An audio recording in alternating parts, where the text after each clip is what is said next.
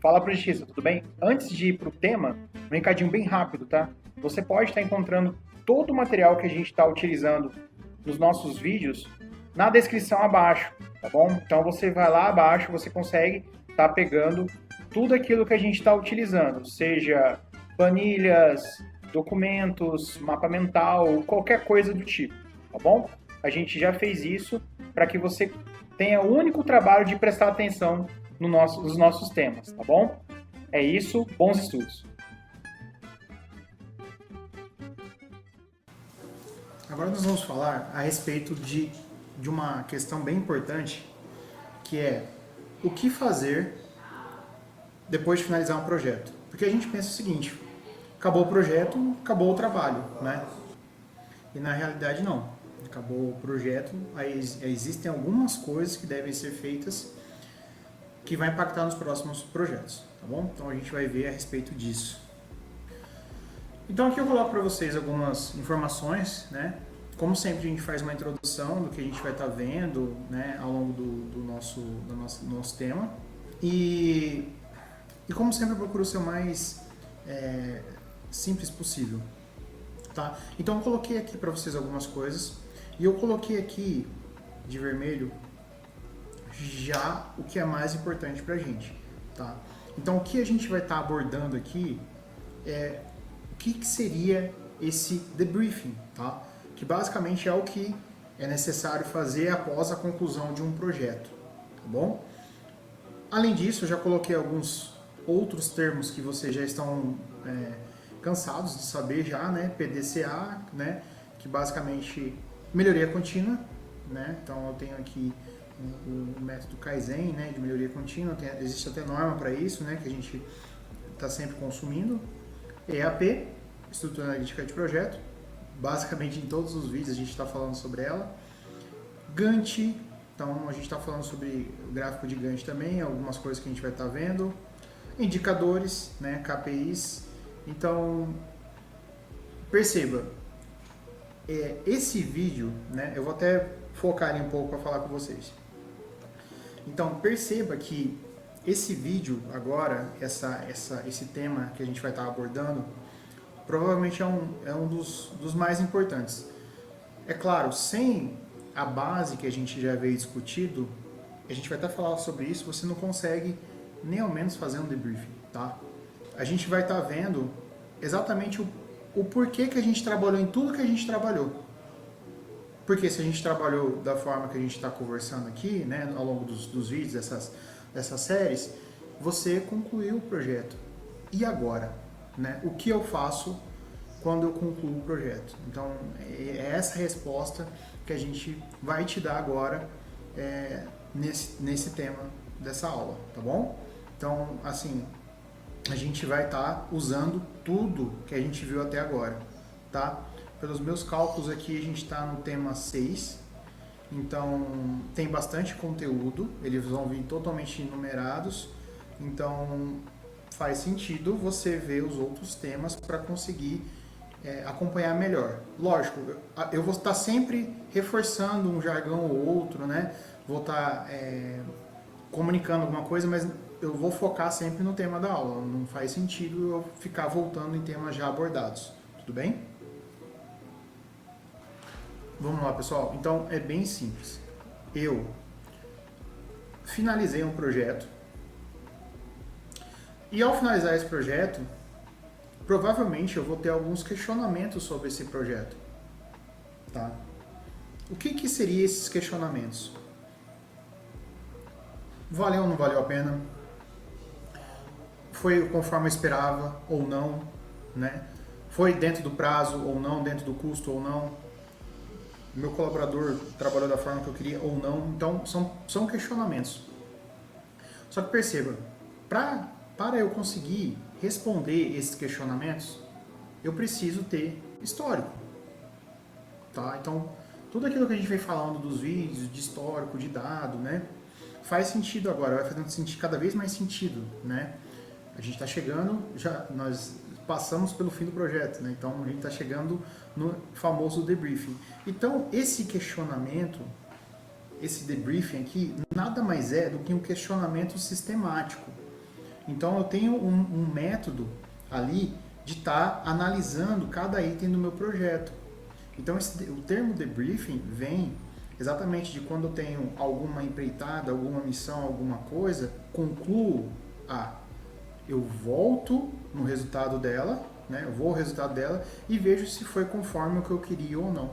Essa análise do que foi quando concluído é chamado de debriefing. Então, eu fazendo debriefing, eu vou ter as respostas. Que resposta?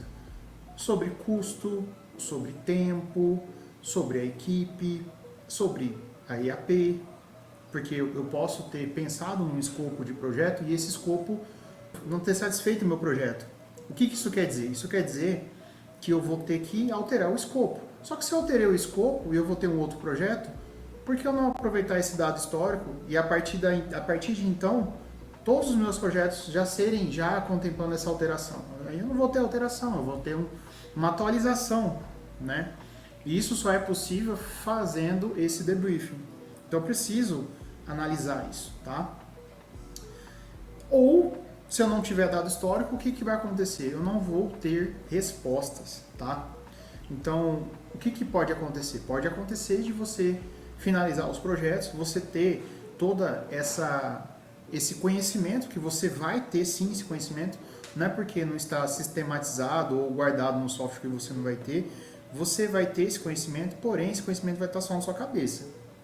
E aí começa a ter alguns problemas, né? Que problema seria esse?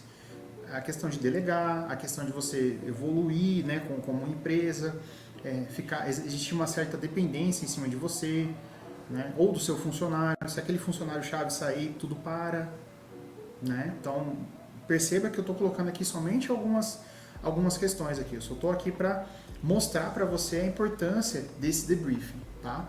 E eu não faço debriefing, não existe, se eu não tiver histórico. Tá? Como que eu vou sentar para analisar algo se eu não tenho algo? Não faz sentido, tá? Então, é a primeira coisa que eu quero colocar para você. Então, continuando, né? Vamos supor que você não tenha respostas, você não consiga responder algumas questões. Você tem que começar a analisar, né? Então, eu não sei por quê. Porque eu não tenho histórico, porque eu estou analisando um projeto que é de determinado fim como se fosse de outro fim. Vamos ao exemplo. Eu tenho um projeto que eu tenho uma metragem quadrada e um custo e uma estimativa comercial. Beleza, loja. Aí eu pego um projeto para fazer industrial. Por exemplo, um galpão. Eu usei um índice no outro. Né? E aí deu algum problema lá, eu gastei mais ou menos, saiu fora do que eu esperava. Perceba que eu estou colocando aqui situações que geralmente acontecem. Então, o que você precisa fazer? Você precisa analisar exatamente, não, eu errei no meu índice, eu errei na minha estimativa, eu errei no meu tempo, no meu custo, no meu escopo, tá? Então, provavelmente você vai estar errando porque você não tem histórico, tá? E aquilo que a gente já respondeu também em outros vídeos. Se você não tem histórico, não tem problema. Faz, documenta. Depois, quando tiver que refazer algo igual ou parecido, você já tem documentado. Então, a documentação é algo que ela tem que ocorrer. Você já tendo ou não. Porque se você não fizer, você nunca vai ter. Tá? Outra coisa. Provavelmente você não tem procedimento padrão. Então, você gastou um tempo, você gastou um custo, você... teve uma equipe, você foi solicitado e aí você não sabe se você foi bom ou não. Por quê? Porque você não tem comparação, né? Eu acabei de falar, você acabou de usar ali um índice, alguma coisa de um comercial e aí você foi fazer um industrial. São coisas distintas, né? Então eu preciso ter um padrão para um padrão para outro. Não tenho? Crio um padrão e a partir daquele momento eu já tenho como comparar. Tá? E aí, com base nisso, provavelmente você vai conseguir fazer um debriefing e você vai conseguir cada vez mais analisar. O debriefing, tá? Já vou adiantando aqui para vocês, vou até falar ali. Quando a gente fala sobre essa questão do debriefing aí, a gente pode já estar fazendo um paralelo com o PDCA quando a gente está checando para saber se aquilo ocorreu ou não conforme a gente esperava. Então perceba que esses jargões, esses métodos, essas técnicas, elas meio que existem um ideal em comum. Que ideal que é esse? Elas querem que você performe no seu projeto. Elas querem que você faça um projeto bem feito. E aí vão dar diferentes nomes, diferentes apelidos, mas o intuito é o mesmo, né? Então, quando a gente está falando de PDCA, a gente está falando de método Kaizen. Sendo que no PDCA, a parte de checar, a gente pode entender como checar, né? A gente pode entender como a parte de debriefing, utilizando já esse jargão que a gente vê. Quem usa muito é o pessoal do exército, né? O pessoal também de campanha, de marketing digital usa bastante. Eles fazem uma campanha e aí fazem o debriefing daquela campanha para estar alterando e fazendo pequenos ajustes. Então perceba que essa galera já está usando isso aí já faz um tempo. Então não faz sentido a construção civil, que é a parcela mais significativa do PIB, não utilizar. A gente precisa estar utilizando isso. Tá? Então estou colocando aqui para vocês a técnica que seria interessante vocês estarem utilizando. Tá bom? Não estou colocando nem como obrigatoriedade, porque cada um faz o que acha certo, né? Mas a gente está colocando aqui as boas práticas, tá bom? Então, voltando, aquele check, né? A gente pode estar entendendo como debriefing. Eu vou estar checando, vou estar vendo, para aí eu calibrar, tá? Lembra do PDCA? A parte de checar, a gente já pode estar entendendo esse debriefing como essa parte. E eu só vou checar quando eu concluir. Então, eu preciso passar pelo projeto, tá? Então vamos a um exemplo de um questionamento um pouco mais sistemático de algo que eu não tenho histórico, tá? Comecei agora, estou, digamos assim, perdido e eu não sei como é que eu faço com relação a isso. Mas eu vou fazer alguns questionamentos mais sistemáticos, né? Eu vou começar a ter padrões nos meus questionamentos. Então, primeira coisa, qual o projeto? Vou colocar aqui, por exemplo, um galpão industrial. Por que galpão? Porque todo mundo da área já viu um galpão, né? E é algo mais concreto para a gente tá pensando e imaginando. Então, existem aquelas perguntas básicas. Vou fazer esse projeto. Quanto tempo eu vou levar? Qual que vai ser o custo, né? Quais são as atividades que eu vou fazer? Então, eu estou fazendo um questionamento básico.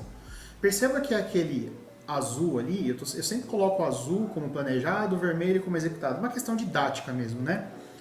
Eu estou fazendo um questionamento básico. Então, quanto tempo?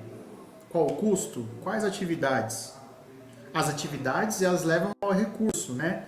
Mas estou colocando coisas básicas aqui. Então, se eu não sei, eu tenho essa interrogação, eu não tenho muita saída. Eu vou ter que fazer. Ou eu posso recorrer a alguém e ter uma consultoria e etc, né? Mas vamos partir do princípio que você detenha toda a técnica, você só não consegue mesmo fazer essa mensuração. Então você vai ter que fazer, tá? Então, os dois para você é uma incógnita, tá? Você não tem como responder isso.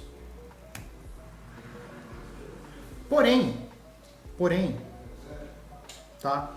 A gente já falou isso em outros vídeos, existem algumas coisas que são padrões no projeto. A primeira coisa é com relação aos elementos ou atributos. Então, a gente pode entender como o projeto precisando ter uma finalidade, disciplinas, atividade pai, atividade filho, pode ser para um cliente, posso determinar o Gantt, que tem as datas, rede de precedência, e os colaboradores. Então, o que eu coloquei aqui? São atributos que eles vão se repetir independente dos projetos.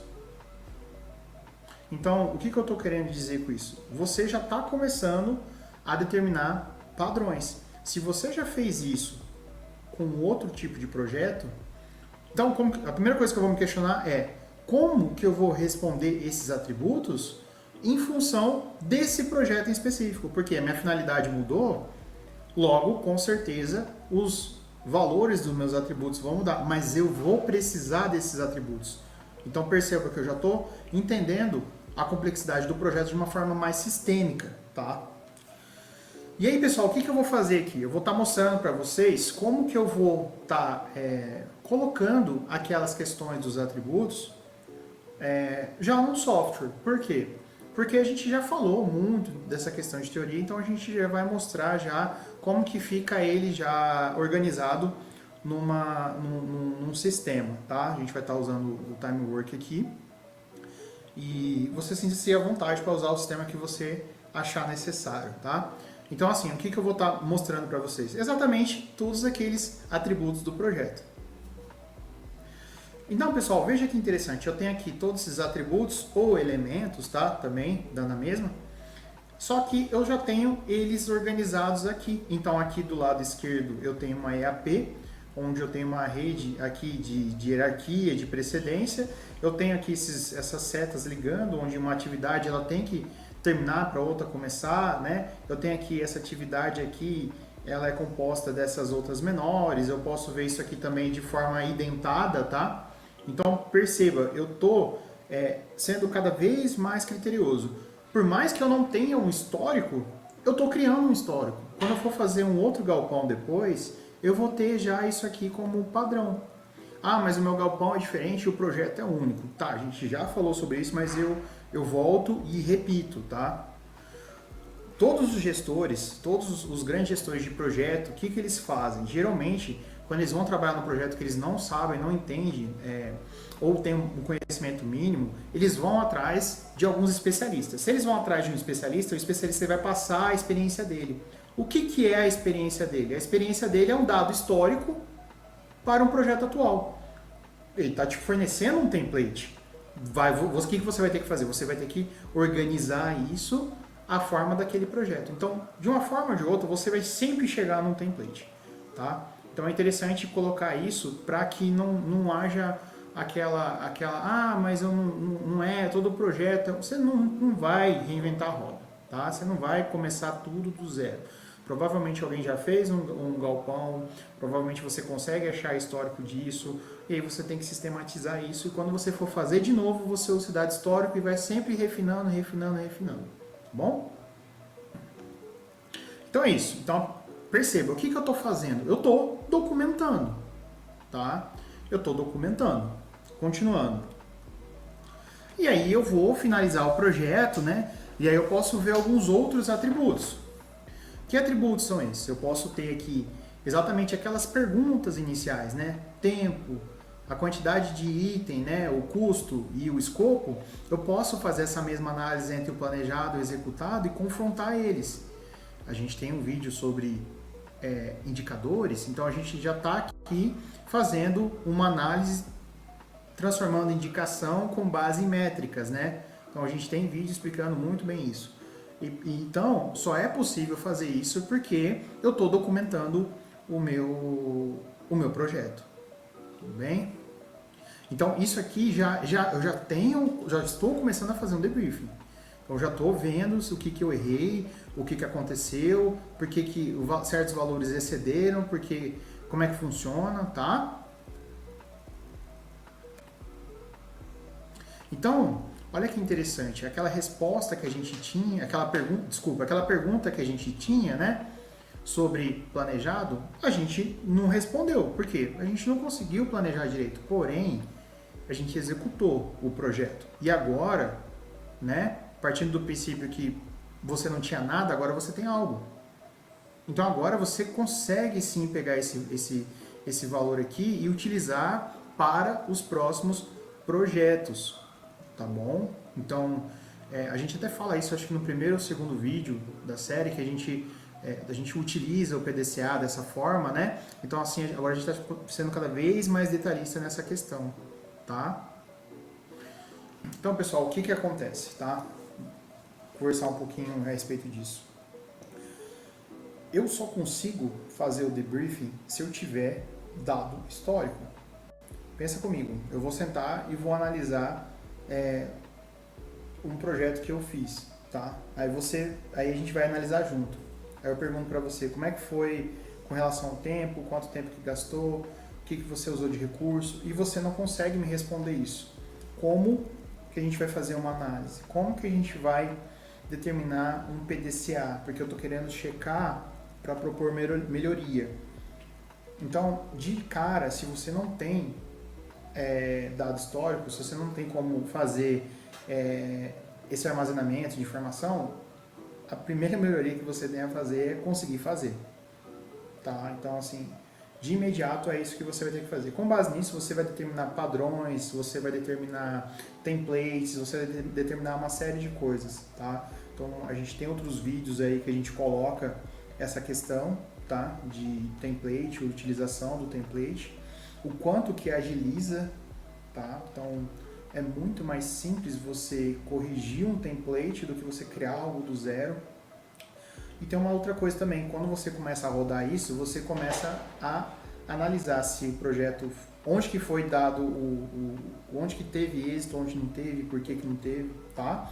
Então, assim, parece que a gente está falando a mesma coisa, mas geralmente gira em torno do mesmo assunto. Você precisa ter dado histórico, tudo bem? Então, com o dado histórico, é possível sim fazer essa análise, e essa análise depois a gente chama de debriefing, tá? Então, daí que vem esse termo, tá? Quando você conclui algo, você senta e analisa aquele algo para fazer melhor depois, tá bom? Então, é isso que eu queria estar passando para vocês, e a gente vai estar se vendo no próximo vídeo. Muito obrigado.